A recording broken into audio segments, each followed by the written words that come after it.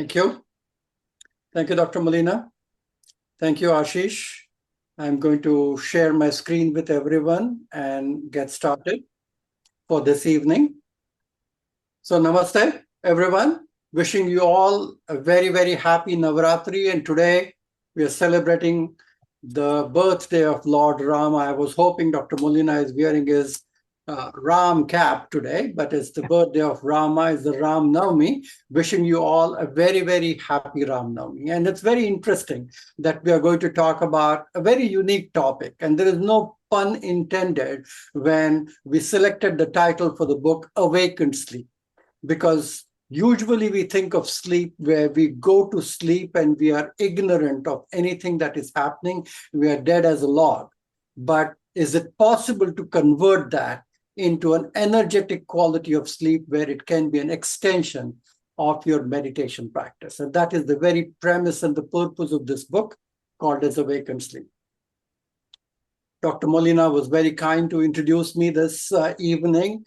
And I think both of them, Ashish and Dr. Molina, have been true visionaries. Imagine 20 years ago when they created this wonderful organization together in the Bay Area.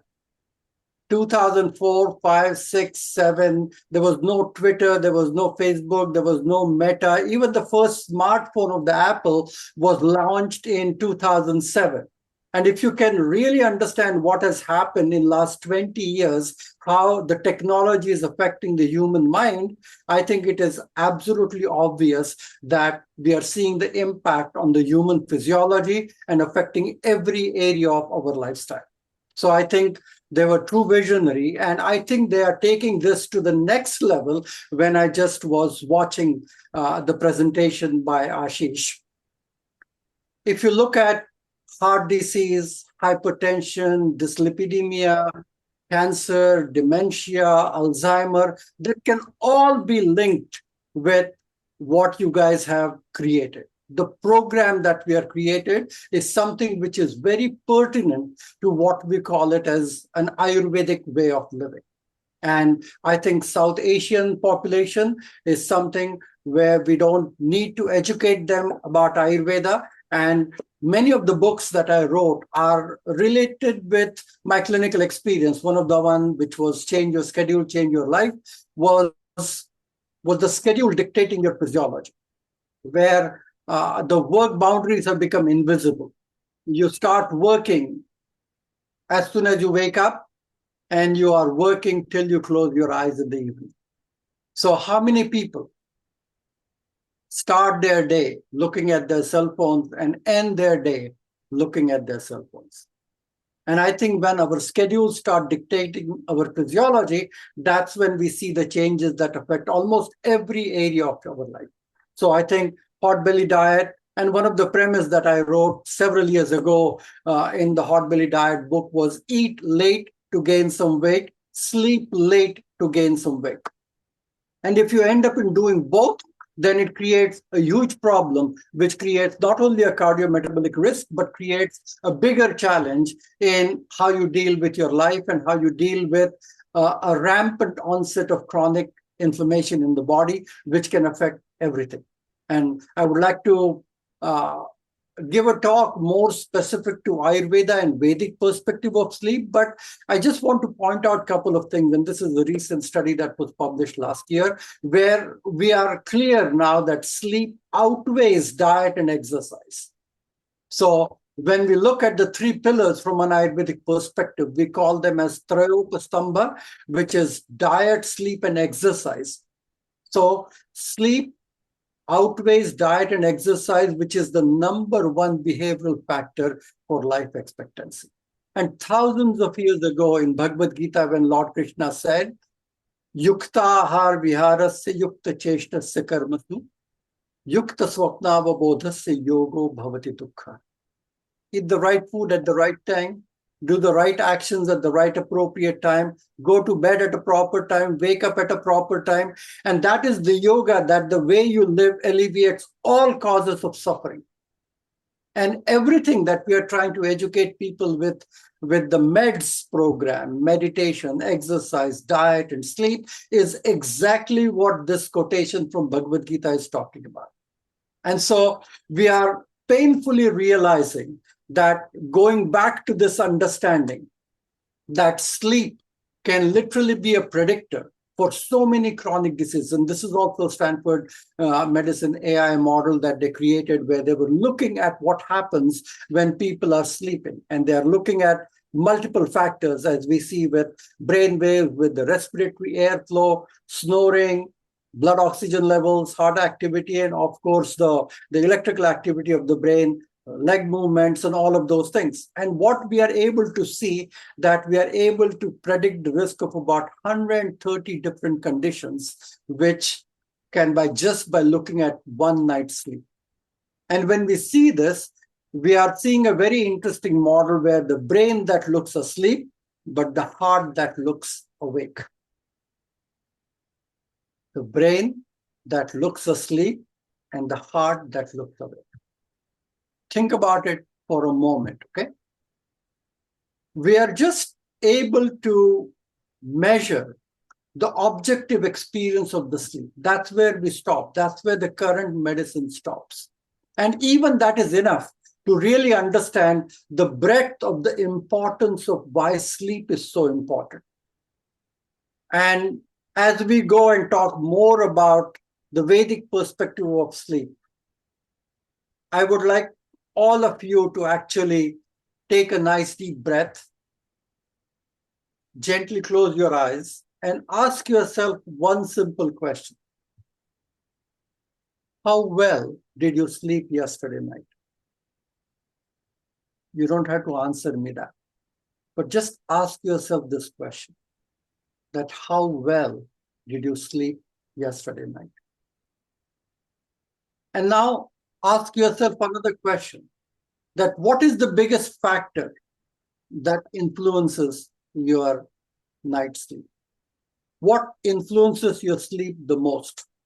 And as we are learning a very different mystical dimension of sleep, and you have had so many experts, sleep experts, coming here in the huddle, talking about the sleep, talking about the stages of sleep, talking about cortisol curve, talking about chronobiology, talking about so many things. And we can talk all about it all evening, but I don't want to focus on that aspect of sleep. I would like to ask you a simple question. Where do you go when you sleep? What happens to you when you go to sleep? Is there a journey that you take by yourself every night? Are we doing a dress rehearsal of dying every night when we are horizontal until we are vertical the very next day? Where do we go? What happens to us? What are we thinking? What are we dreaming?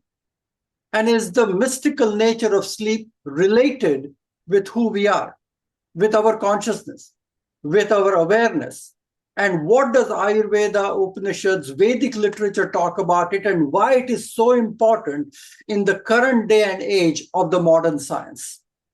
Because the Western science is good at objectifying and quantifying the electrical activity, what happens in the brain while we are sleeping.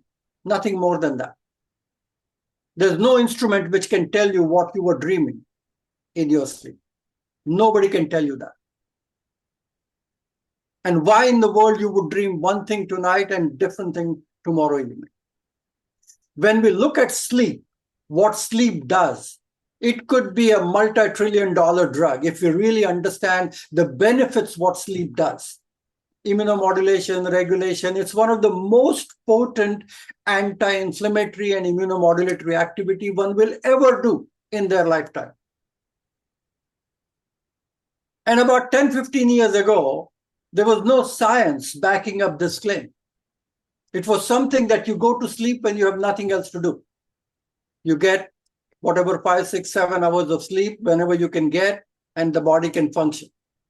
And now we have come a complete full circle.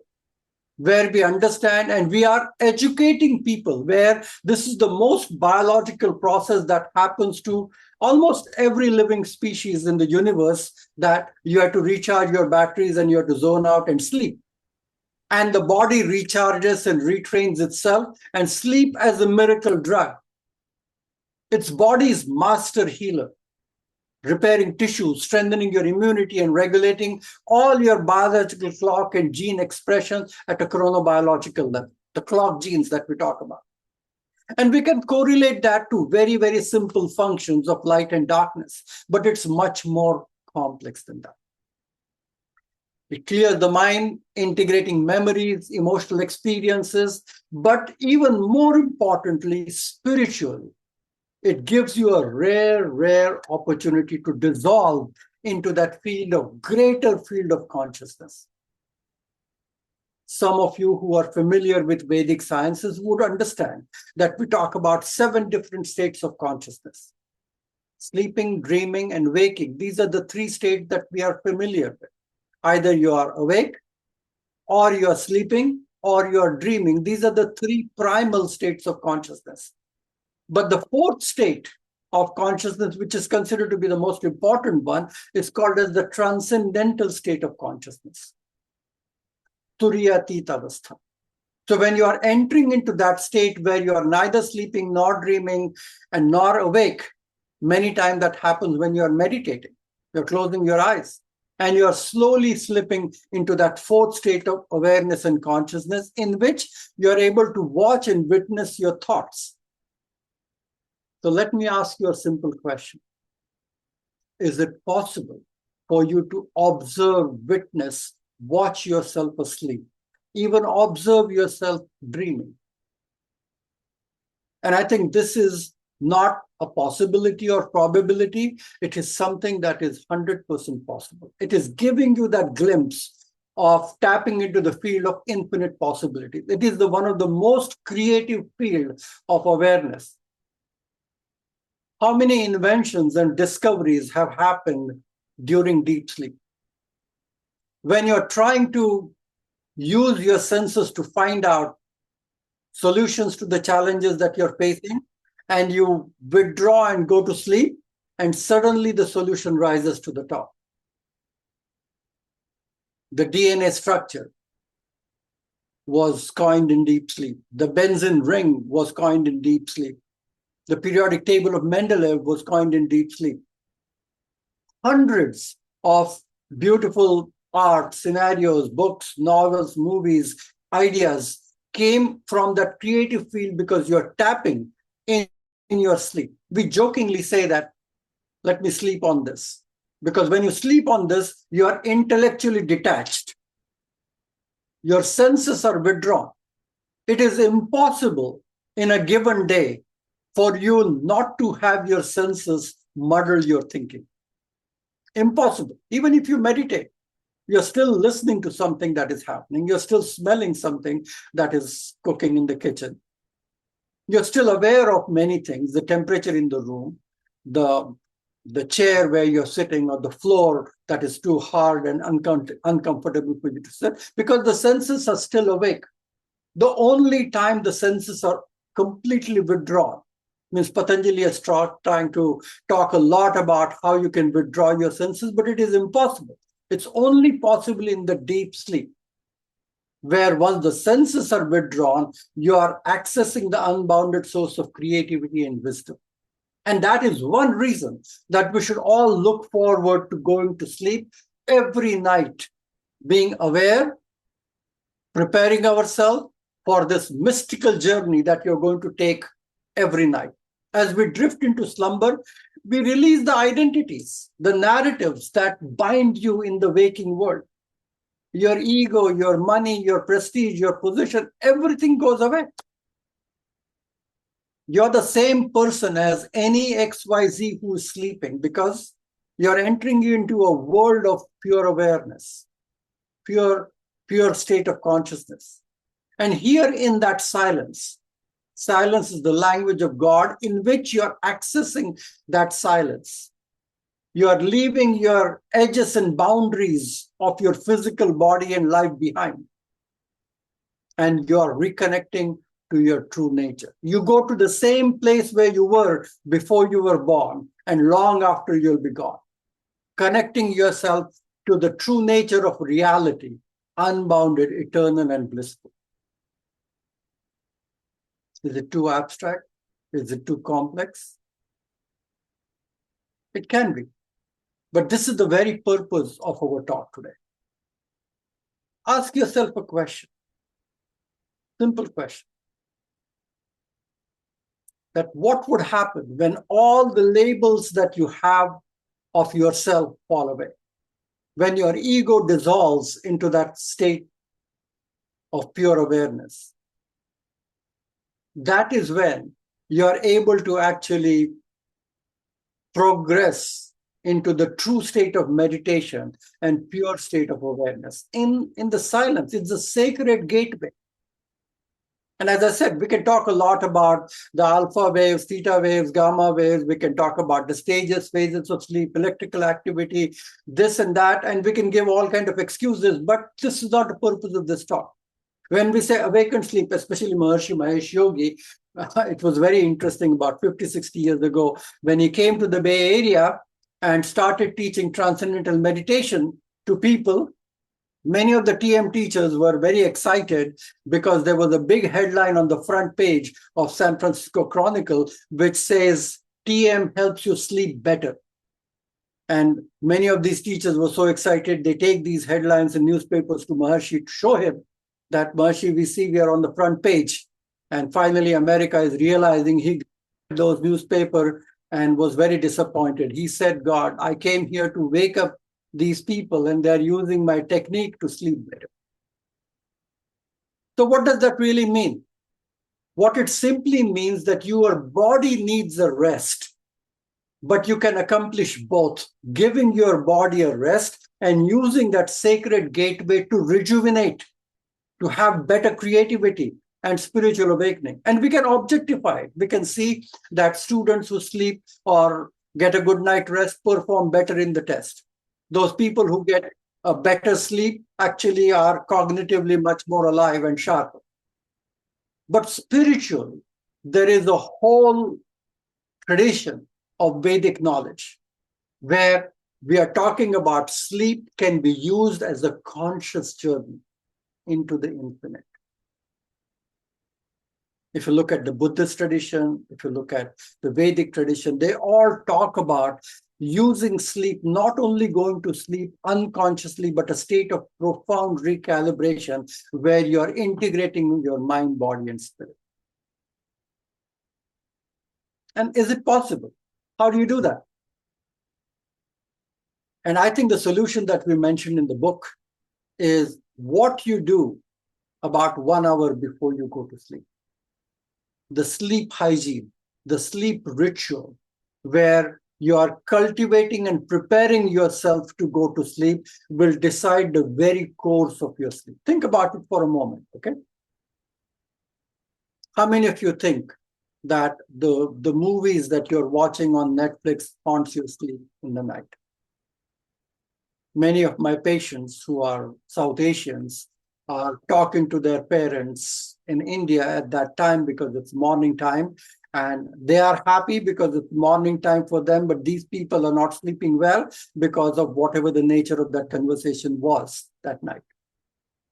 So whatever is happening last thing in the evening before you sleep is going to haunt you in your sleep. So you have to program your evening ritual.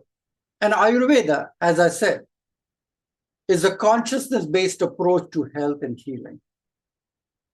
It's a consciousness-based approach to health and healing. And what it means, it's the original lifestyle medicine.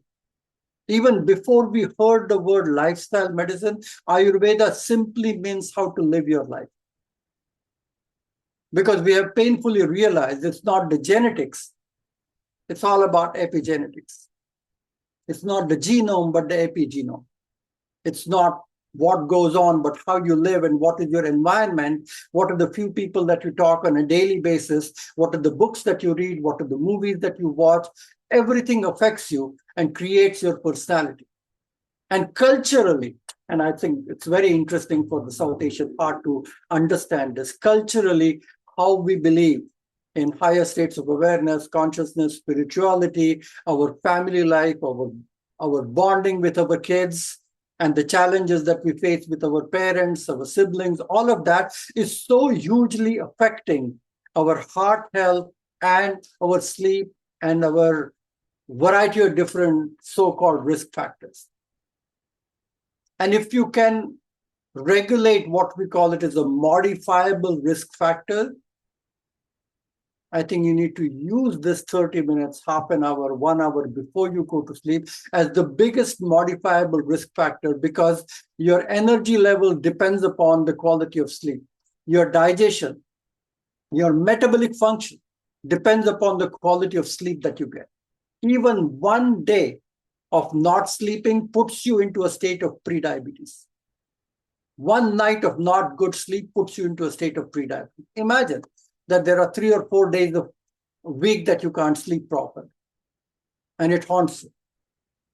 And you're worried about, why am I inflamed? Why am I having diabetes? Why am I having heart disease? And heart is an organ of love, affection, emotion. Means we talk very dryly about heart as an organ and the structure and the function. But from an emotive perspective, that is the seat of consciousness. That is the seat of love. That is the seat of joy, compassion. So when we talk about violence creating inflammation, we're talking about non-violence creating or reducing inflammation, cooling you down. So if you're going to sleep tonight, you should look forward to a state where your ego is dissolving itself temporarily. And you're asking the $1 million question. And what is that question? What you're experiencing right now, is that the real world? Or what happens in the sleep where you go, is that the real world? What is the true nature of reality? Because for fact, 100%, we can say this very confidently, that everything that we experience is not real. Everything is unreal. If we talk about Maya, illusion, 100% of that we experience is not real. And so when we sleep, is that the real world or this is the real world? Is this the dream or that is the dreamscape that you're experiencing in the night? And there's a beautiful quote in Bhagavad Gita, which actually exactly talks about it. So since we are talking about South Asian heart, we're talking about our community, and we're talking about human beings, which are all the same. We cannot label them, bracket them, because it's all human mind. So awakened sleep is the art of intentional rest, where you should set the intention, let me sleep peacefully tonight. Allow my body to rest, allow my senses to reboot, reset, where you can plant the seeds of healing, creativity, and self-realization. Sankalpa, as we call it. So every night, sitting at the edge of your bed, if you gently close your eyes, you may say a prayer. It could be a Hindu prayer, it could be a Muslim prayer, it could be a Christian. It doesn't matter. It's just the intention which sets the seeds of healing. And this has been a healthy tradition all along in all cultures around the world, because sleep is the cornerstone of our well-being. And modern science, you read any new book that is coming out, it stops at the mechanics of the sleep, measuring only stages and cycles of sleep. So sleep is a subjective experience. It's impossible to quantify and qualify and objectify. You cannot really measure it completely, because from a Vedic perspective, human consciousness is non-local. It's not limited to our brain. That is not where the mind is. From a cognitive biology perspective, our mind is not in our brain. Our bodies, brains, They are all independent of space and time. And you lose the boundaries of space and time when you sleep. And we try very hard to leave the human construct of space and time. It's impossible to leave that because you're stuck with it. You're constantly thinking about the past or the future. But in sleep, you dissolve and you get rid of this whole concept of space and time. We tap into the secrets of our consciousness.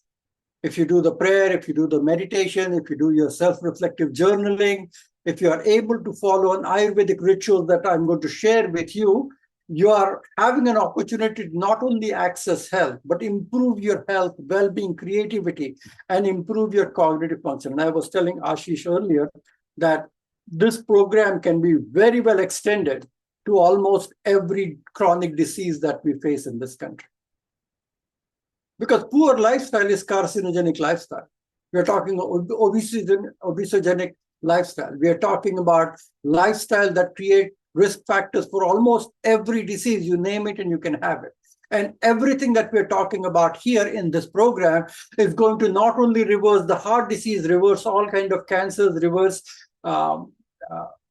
diabetic tendencies, and the vital functioning of all the organs and cells and tissues in your body.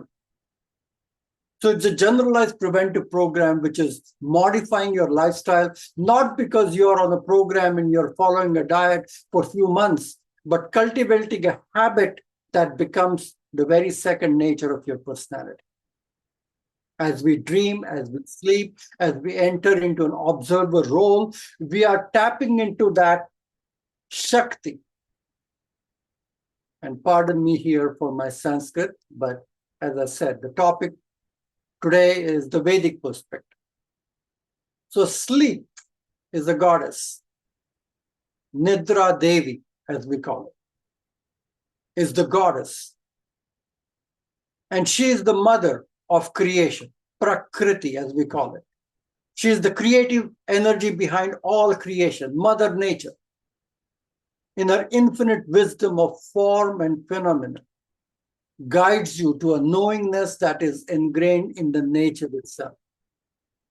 So think about sleep like meditation, like a lamp at the door. A lamp at the door that illuminates the inside room as well as the outside room, both.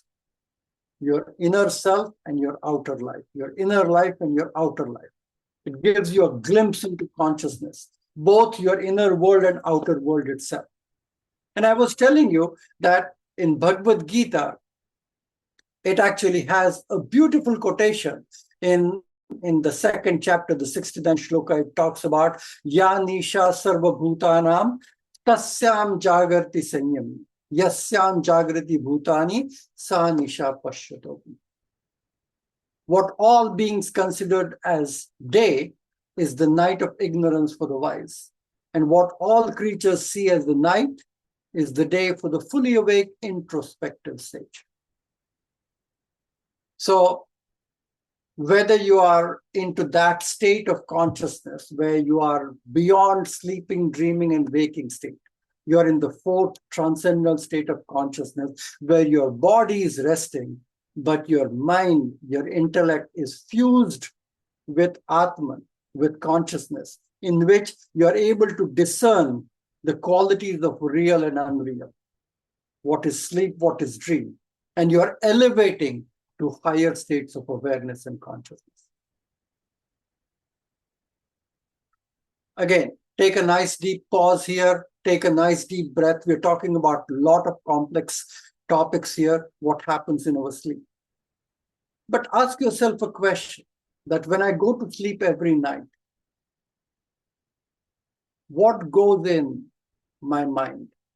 What am I thinking? What am I watching? What am I witnessing that is creating this challenge, which is affecting the very nature and the quality of my sleep itself? So when I said Nidra Devi, the goddess of sleep, we are talking about the the Vedic scriptures, which talks about the divine force that induces rest. Some of you who are familiar with Durga Saptashati and Upanishad, they talk about two different goddesses, two sisters who never meet. One is called as Usha, the other is called as Nisha. Nisha is dusk, evening, night. Usha is dawn, morning. So these two sisters never meet. But when one comes, the other goes.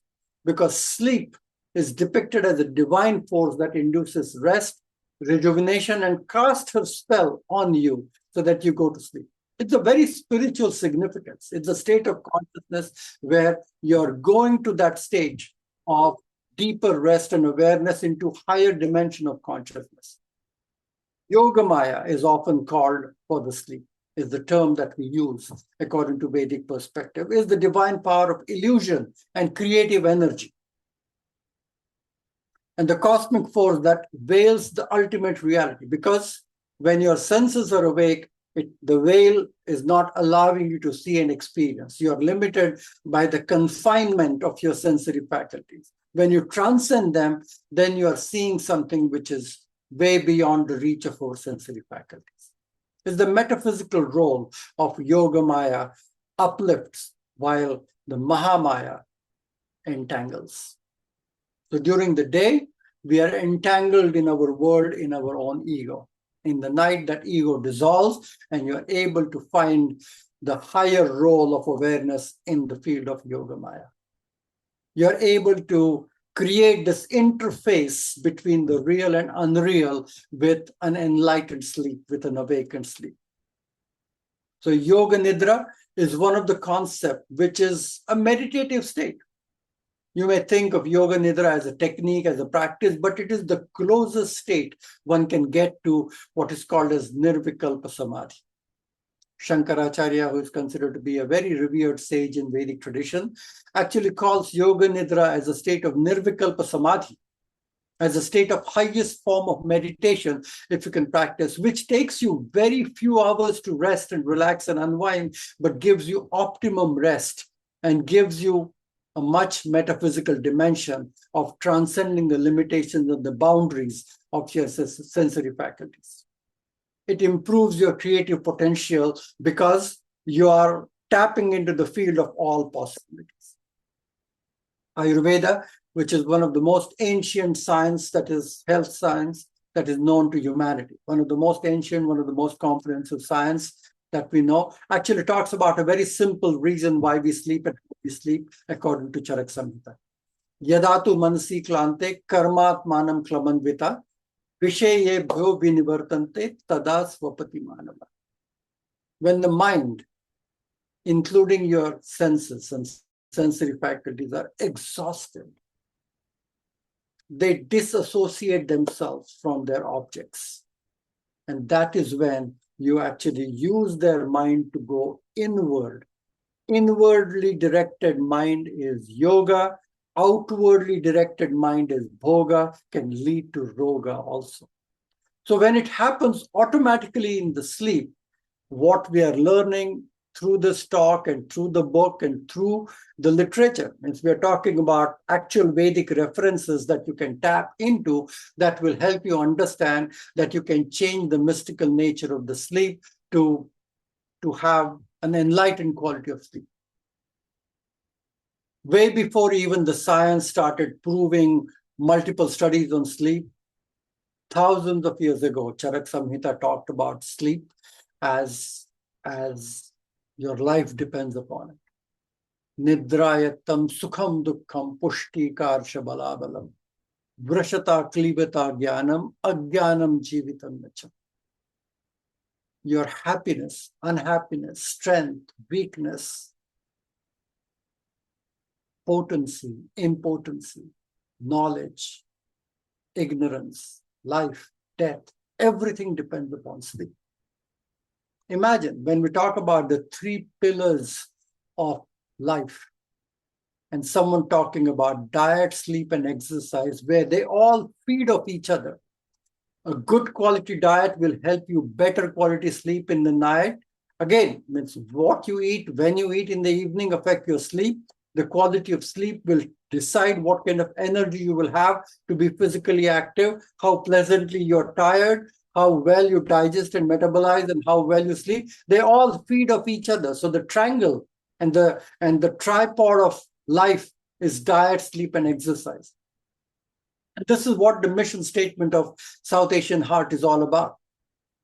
And I think it's high time that we create a sleep health coaching program.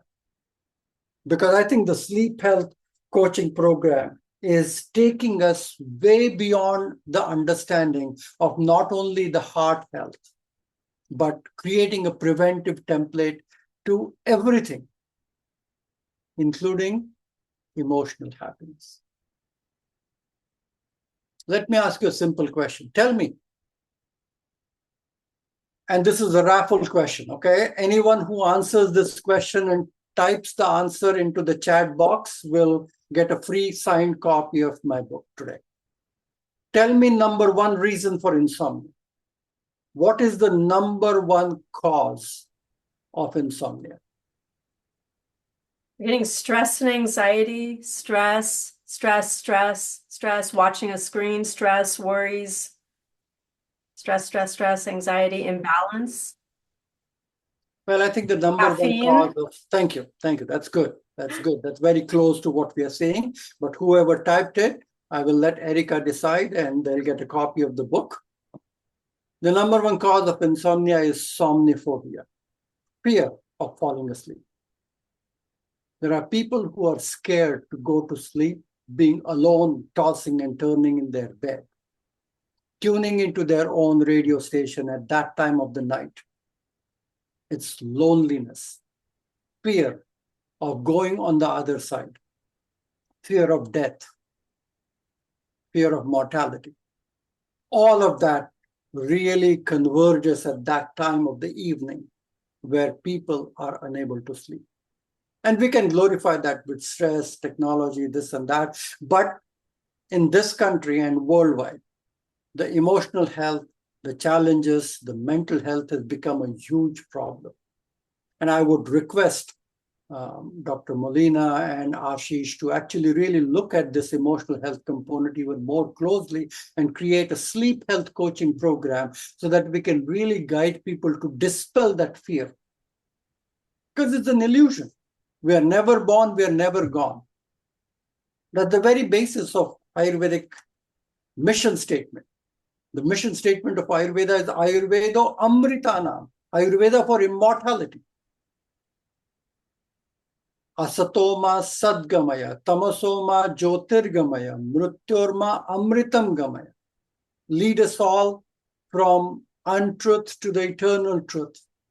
Lead us from the darkness of ignorance to the radiant light of knowledge, and lead us all from mortality to immortality. If that is the mission statement, then we need to really understand that we are not alone and fearful and anxious and depressed and worried about ourselves in the night, but we can reprogram and change that conversation by using a technique which Ayurveda talks about dinacharya as a daily routine and ratricharya as the evening routine.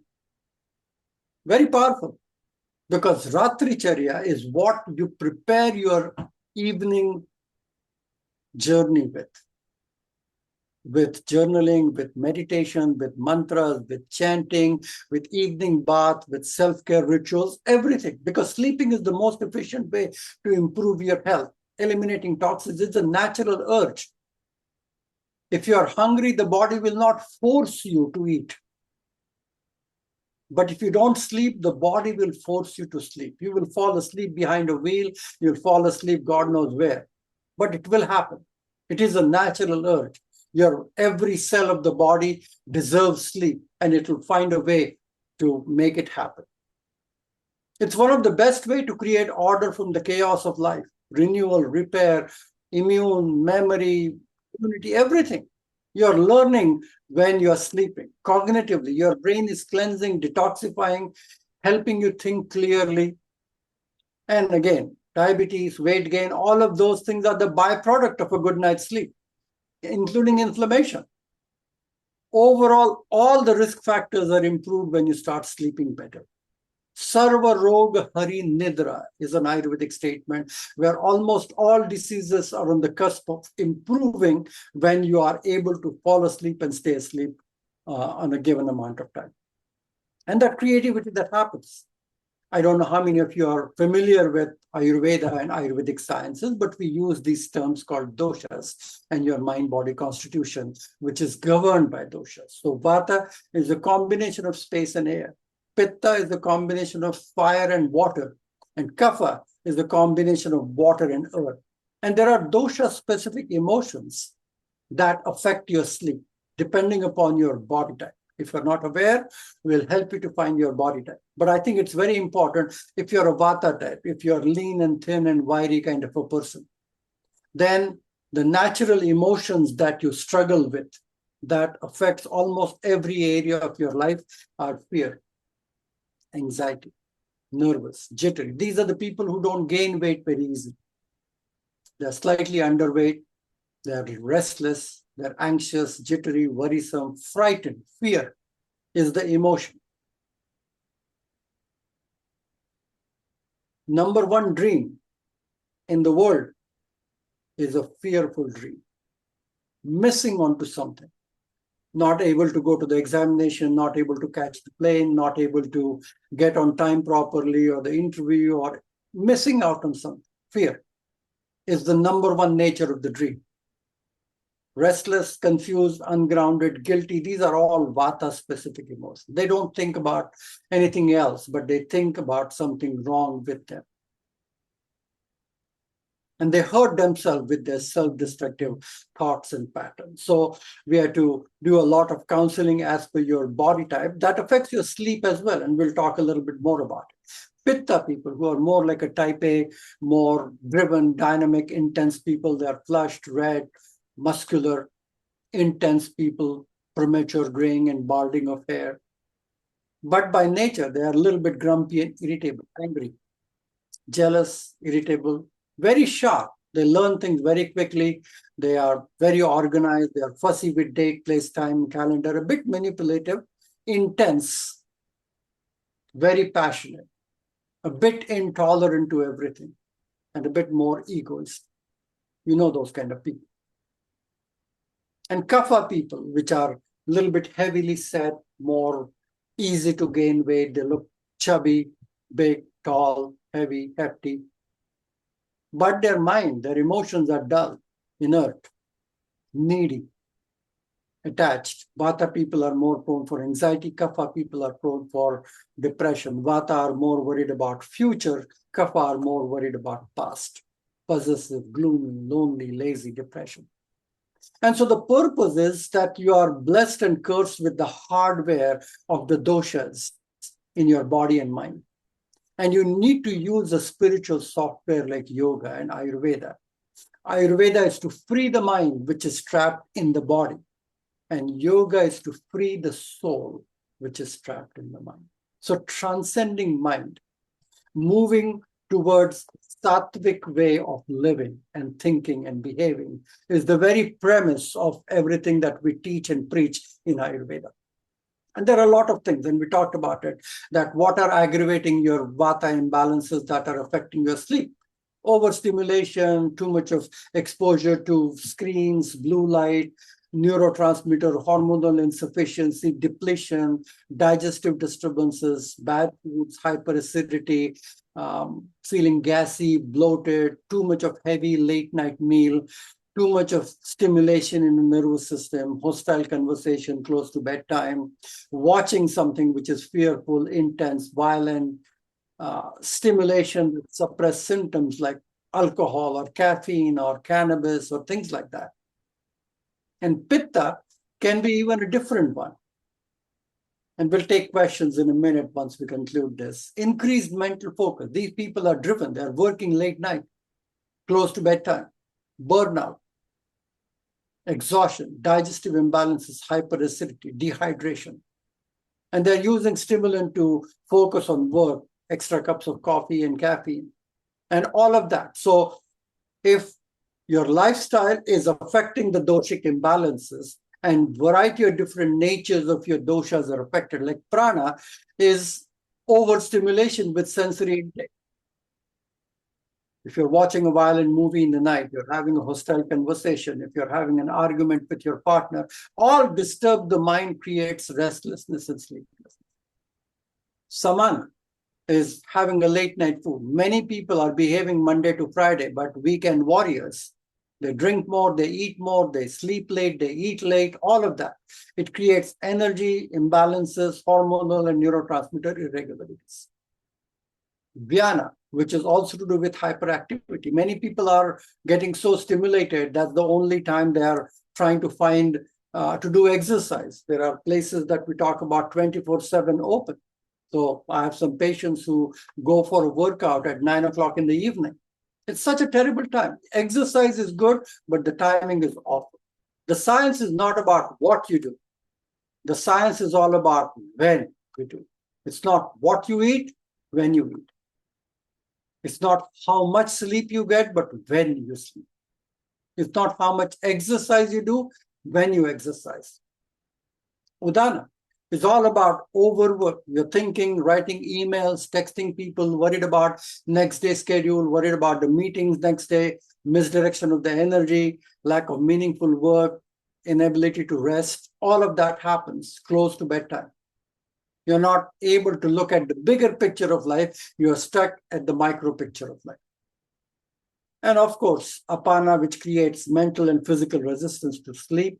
You are having challenges with digestion, metabolic function, overly hot, fried, spicy foods, alcohol, too much of focus, discontentment, lack of joy, unhappiness with the current settings where you are living. You are unhappy in the workplace. You are unhappy with your relationship. You're unhappy with something going on with your children. Many things, they all come to fruition at that time in the night. And that affects the total quality of your sleep.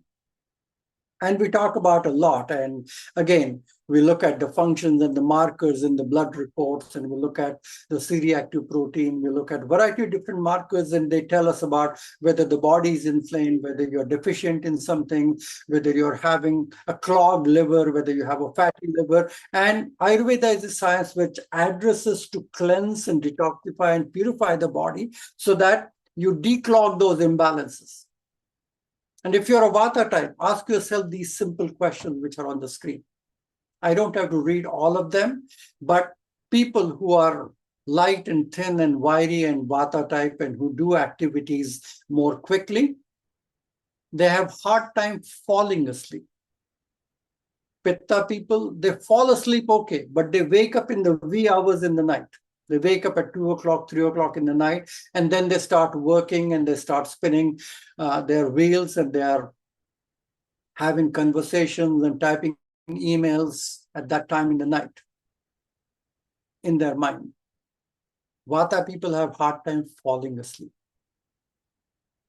The latency of sleep is the biggest problem with Vata. For them to have an evening ritual of self-oil massage, massaging their body with oil, taking a hot shower, doing a little prayer, listening to some chants, doing maybe a self-reflective journaling, expressing their gratitude, connect themselves with some divine energy that they believe, and making their bedroom nice and quiet, and so that they are sensorially not affected.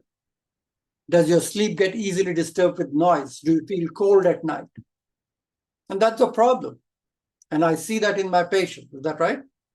The wife is Vata and she's feeling cold in the night, and the husband is Pitta, and he's feeling very warm in the night. So he wants the bedroom to be cold and she wants it to be warm. And now we have mattresses, which is cold on his side and warm on her side. But it's a challenge. Is your sleep affected by sensory experiences? TV, sound, noises, beeping, flashing lights in your bedroom. Travel is a huge problem. Changing time zones, having meetings, conversations in different time zones, negatively affecting your travel. So Vata people are very easily affected with the jet lag and very difficult for them to restore.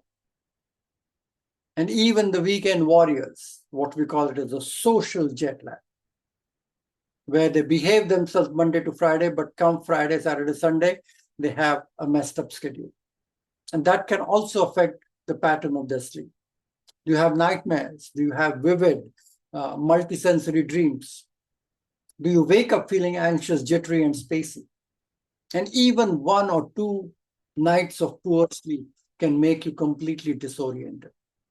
And you are so sensitive that your sleep is affected very, very quickly. There's a reason why we call it a beauty rest, because it immediately affects your face, immediately. Because just by looking at your face, you can tell whether they had a good night's sleep or not.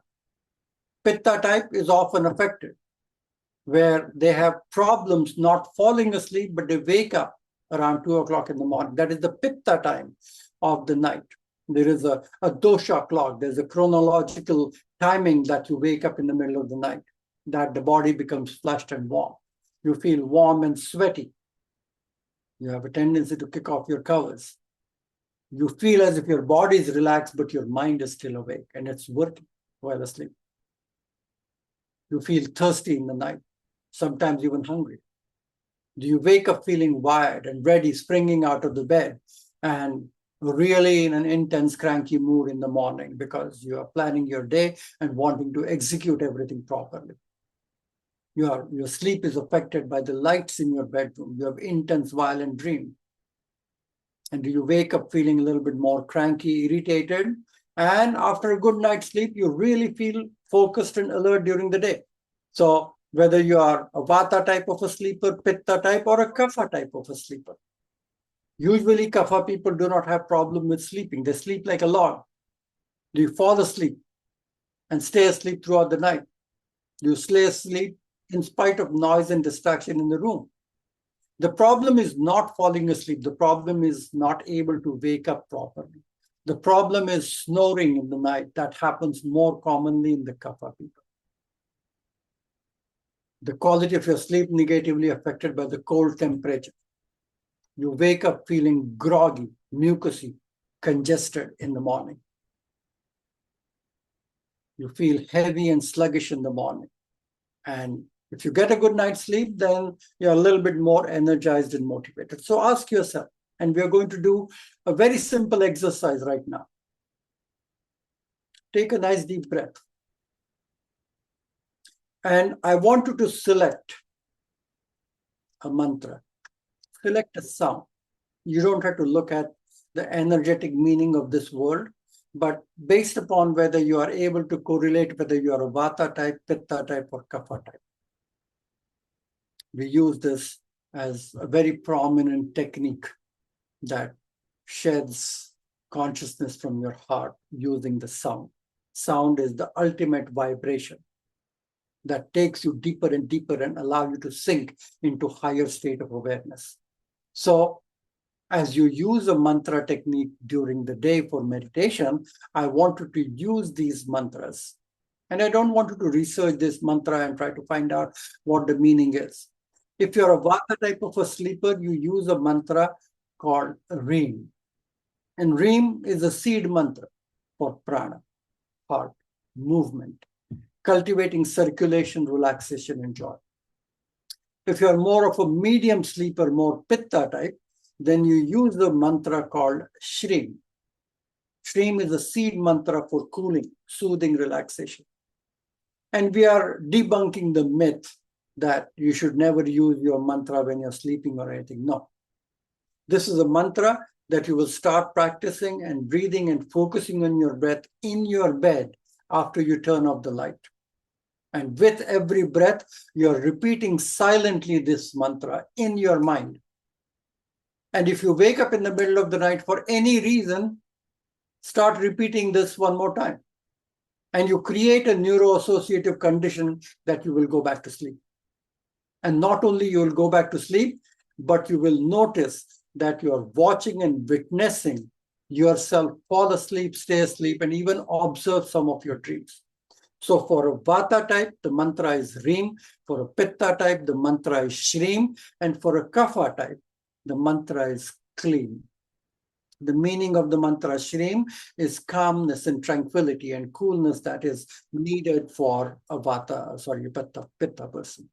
And for a Kapha person, Kleem actually means cultivating unconditional love and compassion. So what we have learned so far, in the night, you turn off your lights. You don't have any flashing lights in the bedroom. Your bedroom is soundproof. It is not cold, but it's slightly cooler. Soundproof.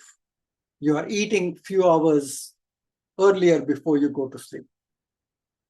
Last thing, what you need to do before you go to sleep is take your journal and write down few things.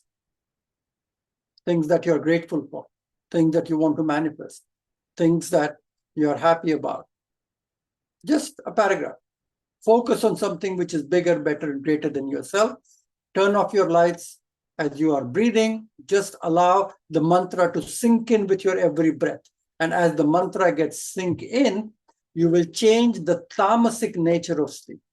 When you're under the influence of tamas, which is heavy quality of sleep, that you're tired, you're exhausted, you're withdrawn, and you're under the influence of the dull, heavy quality of tamo bhava, influence of tamas guna, you're changing the nature of sleep to something different. That's what we do. These are the 7 types of sleep that we talk in Ayurveda.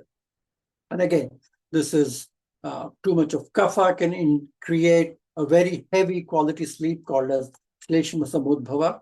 Many times your mind is so exhausted by the sensory interaction that you are totally zoned out and you're not able to really enjoy the quality of the rest that you want. It can happen due to a disease. It can happen due to ama, which is clogging and obstructing the intelligence and the flow of prana in your body. It can happen due to some challenging conditions that you're having. You're fighting a cold, or you're having an infection, or you're in pain because of some reason that is affecting your sleep. So there are various natures of this sleep that we talk about. But what we are learning is, if you really want to create that half an hour, 1 hour before you go to sleep, is pick the weeds and plant the seeds. And what you're going to do to pick the weeds is to go into a state of meditation. In a state of meditation, begin by dumping any thoughts, because you're closing your eyes, you're actually thinking, lying down in your bed. You are cultivating a state of meditation where lots of thoughts, issues, everything during the day, you're reprogramming. And there's a technique that we have mentioned in the book called as recapitulation. So as you turn off the light, you rewind your entire day. You rewind your entire day. What time did I wake up in the morning? What was the first thing that I did? What did I eat for breakfast? When did I show up for work? What happened at work? What are the people that I met on a given day? What did I eat for lunch? With whom did I eat lunch? Everything. You're rewinding in just few minutes the entire day. And with just few minutes of that technique, your 60% of the thoughts that are affecting your sleep are eliminated. It's like a controlled burn that you get rid of them. You get them out of your way. You don't have to think about them again because you're proactively going back to things. And if that is not enough, you can do that, clear your head, put it on a piece of paper, releasing the energy of thoughts, creating a space for new thoughts, and creating a sankalpa, an intention. Because now, once you have cleared the weeds, you want to plant the seeds. And what are the seeds? That you want to create intention. You would like to have a joyful, energetic body. You'd like to have a clear, perceptive mind. You would like to experience a joyful, compassionate heart. Or you would like to experience lightness of being and experience higher states of awareness. No matter what your intention is, you're creating that space by cultivating that intention and planting the seeds. The funny thing is, once you have cleared the weeds and plant the seeds, you don't have to do anything. You just water the garden in sleep. And now you nourish your garden with gratitude that, yes, it was a wonderful day. You have everything. You have a wonderful relationship, you have enough money in the bank, you're more or less healthy, you are good at what you do, you are very content and peaceful at this time of the day. There's nothing lacking or missing, and you are absolutely excited to go back and embrace the goddess of sleep at this time. And that feeling of that gratitude allows you to create the nature of sleep from being tamas, being dull and ignorant, to a very lucid, bright-filled, energetic quality of sleep. It's the rhythm. You need to learn to do this every day, no matter where you go, where you're flying, you're in different time zones, you're sleeping in hotel rooms, it doesn't matter. Sleep is a rhythm. A good rhythm relies on repetition. Repeating a sleep-friendly routine is very critical for sleep success. And no matter which sleep doctor that you go to, everyone will tell you the same thing. This is your me time. This is your me time to rest, repair, and heal your body. And what you need to do, the science tells us the same thing that Ayurveda has been talking about hundreds and thousands of years. And we are painfully decoding that with the latest science. What it is sunlight. Getting enough exposure to daylight, sunlight. Usha decides the quality of Nisha. Dawn decides the quality of dusk. That's why we invoke sun, Gayatri Mantra. Spending time outdoors in nature and getting enough sunlight is number one factor that will affect the quality of your sleep in the night. Exercise. You should be pleasantly tired. You should not be exhausted. I know people who do workout 2-3 hours a day and they're exhausted, they're in pain, they're in discomfort, and they can't sleep. But pleasantly tired, it is important. If you're napping in the middle of the day, keep them short. Avoid caffeine, at least after 3 o'clock in the afternoon. You should not have any kind of caffeine. Avoid using electronics in bed. Make a sankalpa, make a resolution. Avoid blue light at least an hour before you go to sleep, and build a consistent routine, because that consistency is the chronobiological regulation that you want to make it happen. Another thing that I want you to leave with tonight is don't be afraid of your dreams. Your dreams are like bubbles in your subconscious mind, and nobody knows. No matter how hard we know about science and latest technology that we can wire brain and look at the brain waves, we still don't know. Why do we dream? There are multiple theories that we have taught over ages. Psychoanalytic theories, neurobiological theories, evolutionary theories, cognitive theories. It's your unconscious mind, it's your brain activity, survival advantage. Nobody knows exactly why. But Ayurveda has whole section written about dreams and the dreamscape and the dream science as the creative field of all possibilities. They're just not the memory replay. It's an active construct of new scenarios that you need to cultivate before you go to sleep. So your quality of the dreams depends upon what you do 30, 40, 50 minutes before you go to sleep. Mixing elements from different memories. You're cultivating a routine that allows you to tap into that realization.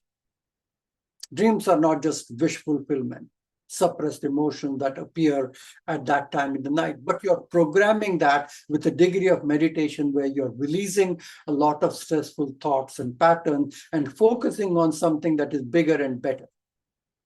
Dreaming helps you transfer memories from short-term to long-term, where your cognitive function 100% improves. Those people who sleep and dream more actually have better brain function. It's an ancient biological defense mechanism also. It prepares you for a variety of different things. And more importantly, it actually has more REM quality of sleep when you're dreaming, which is also one of the most important stages of sleep. It's a stage of self-reflection and psychological integration. So tonight, I do want you to tell yourself that after you do your sleep routine, you're going to remind yourself next day morning, instead of waking up and looking at your cell phone right away, Just sit at the edge of your bed and ask yourself a simple question that, can you recollect any of the dream that happened? And many 1 or 2 sentences write down in your dream journal. And I will tell you, this will completely change your life. It will change the spectrum of your sleep, where the sleep will become what we call it as more of a lucid dreaming journey. In Ayurveda, you use the word Jagrut Swapna, where we are creating or building dream awareness, creating a dream journal where you're writing down. It could be an image that you saw, you were on the streets of Italy somewhere, or you're doing a sport, or you were chatting with someone, or you're talking to your departed parents, or whoever it is, whatever it is. Just try to pay attention to your dream and try to recall as significantly as possible. And practice reality checks, even during the day. Ask yourself, are you daydreaming? Because there's a very fine line between what is real, what is unreal, even during the day. Now, take a nice deep breath and ask yourself, are you dreaming right now? Is this real? And make it a habit. You will do it inside a dream. When you're dreaming, you can really allow yourself to step back and watch yourself dream. So many sages, so many philosophers have actually talked about this concept as a phenomenon. And there's a technique that we call the mild technique called mnemonic induction of lucid dreaming, where Stephen Labarge made it very popular, where you just tell yourself in the night that next time I'm dreaming, I will try to remember what I'm dreaming. So in the night also, you will see yourself saying it to yourself that I'm watching a dream, I'm experiencing something, but I'll try to remember and see if I can write it down. And maybe at the end of a month or something, try to see what kind of dream patterns that you're having. Imagine yourself recognizing in different dreamscapes. Jagrut Swapna, lucid dreaming is, lucid means bright, energetic. It's as if that you're having first-person perspective, as if you're watching yourself, detaching yourself and observing that. And without feeling rattled, you might be chased by a tiger in your sleep. You might be worried about not getting what you want. You're angry at something, but it's a dream. And if that is a dream in the night, that doesn't affect you, even during the day when the reality happens, even that is not real completely. It slowly prepares you in both field of night and day. And the function of chronobiology is a circadian rhythm, is that right? 24/7 rhythm that we're talking about is circa around the sun, the cycles of light and darkness. It doesn't remain only at a chronobiological clock and the clock genes. It is related with the physical expression of spirituality during the day and the night.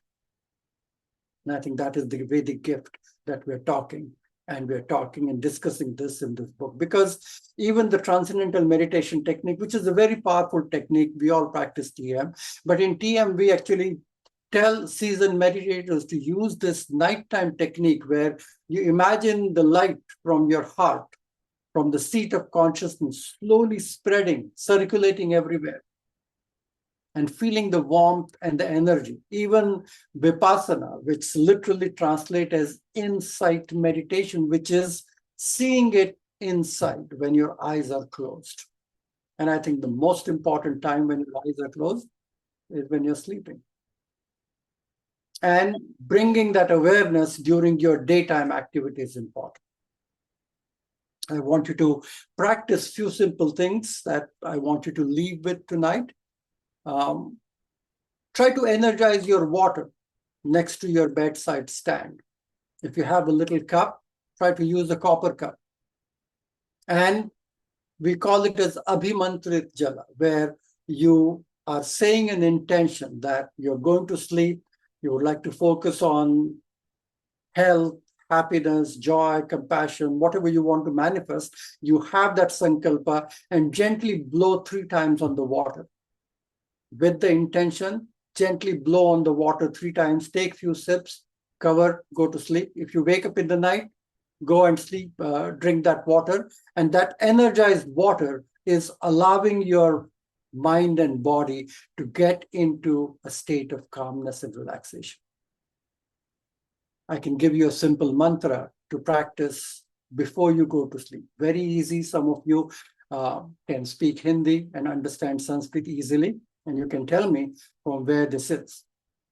Ya Devi Sarva Bhuteshu Nidra Rupena Samstita Namastasya Namastasya Namastasya Namo Namah. The mantra for the goddess of sleep. So say it 3 times before you go to sleep. You don't have to worry about what does it mean. But it is something that you are allowing yourself getting into the womb of creation. And another simple technique that I tell is, if this is the third eye, where the decussation of the chakra ends at the third eye, you're actually taking your index finger and moving it clockwise 7 times and anti-clockwise 7 times.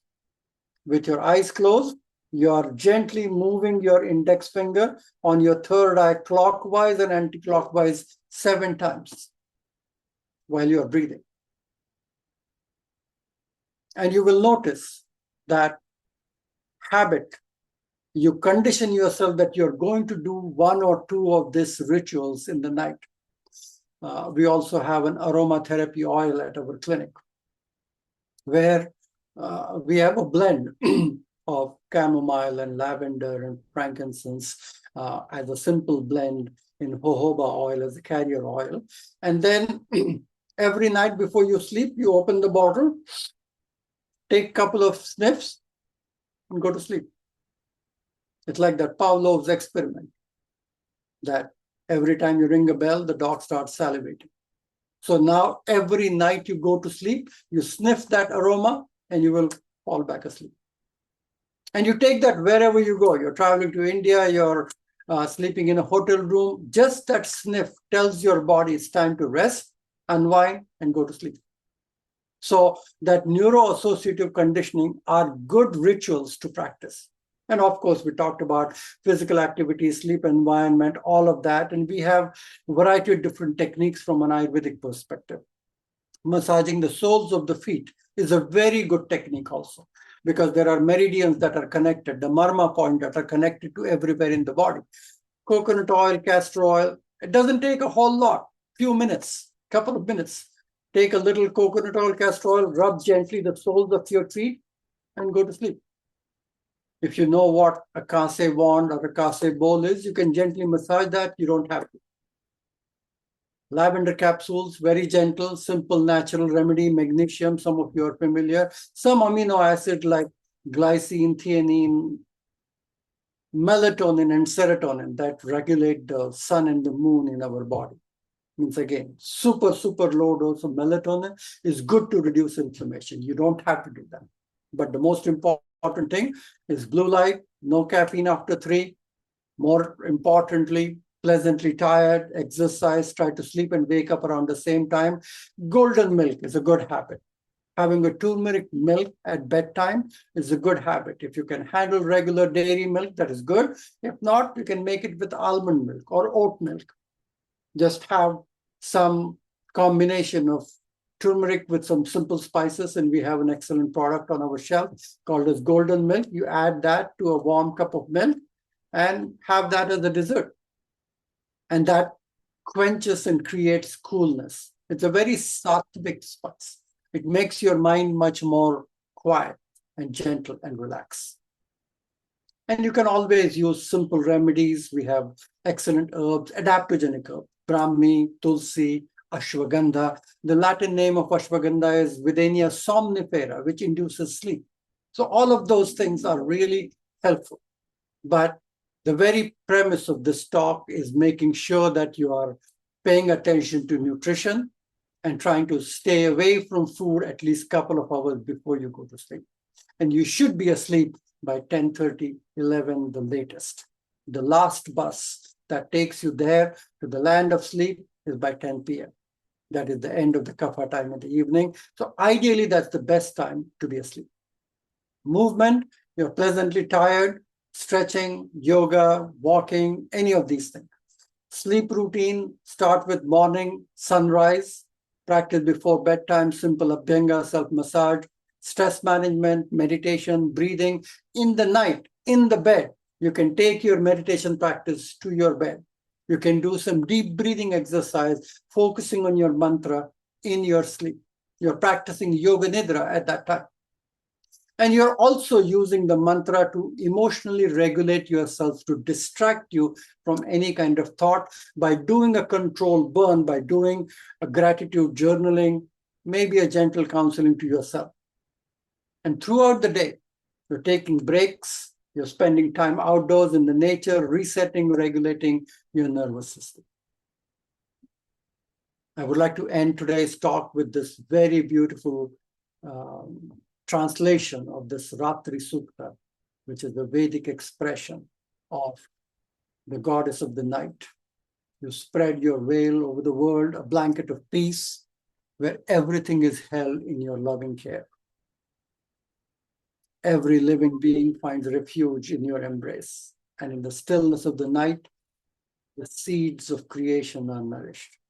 I want you to just gently take a nice deep breath, pay attention to the screen, and see. We have concluded our book with this beautiful translation of Ratri Sukta.